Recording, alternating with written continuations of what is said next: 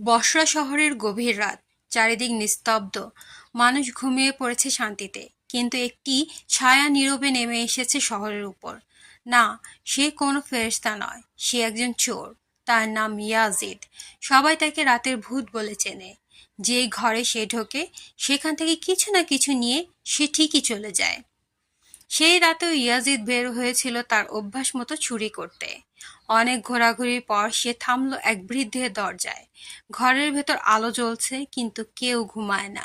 ভিতরে একজন বৃদ্ধ নামাজে দাঁড়িয়ে আছেন। চোর অপেক্ষা করতে লাগলো, ভাবলো নামাজ শেষ হলে মালামাল নিয়ে পালাবে। কিন্তু যা সে শুনলো তা ছিল তার জীবনের মোড় ঘোরানোর শব্দ।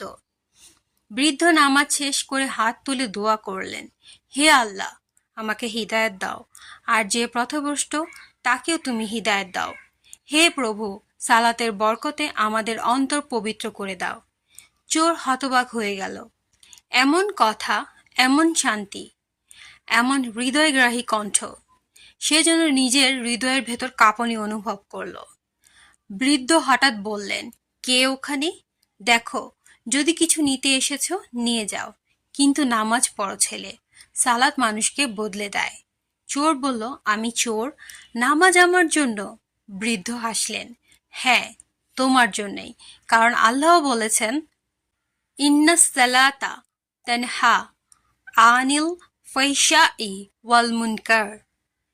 অর্থ, নিশ্চয়ই সালাত অশ্লীলতা ও অসৎ কাজ থেকে বিরত রাখে।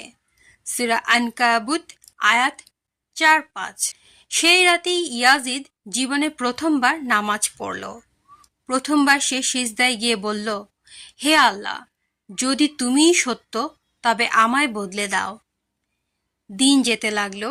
সালাত তার অন্তরকে ধুয়ে দিল।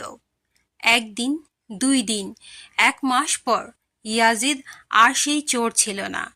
সে কোরআন শেখে, সালাত পড়ে, মানুষকে হেদায়েতের দাওয়াত দেয়। যে মানুষটিকে একসময় রাতের ভূত বলা হতো, তাকেই আজ বলা হয় একজন আল্লাহর প্রিয় বান্দা। প্রিয় ভাই ও বোনেরা, এই গল্পটি কোনো রূপকথা নয়, এটি বাস্তব। এই কাহিনী আমাদের শেখায়, সালাত কেবল ফরজ নয়, সালাত হলো এক বিপ্লব। সালাত আমাদের বদলে দেয়, আমাদের গুনাহ থেকে ফিরিয়ে আনে।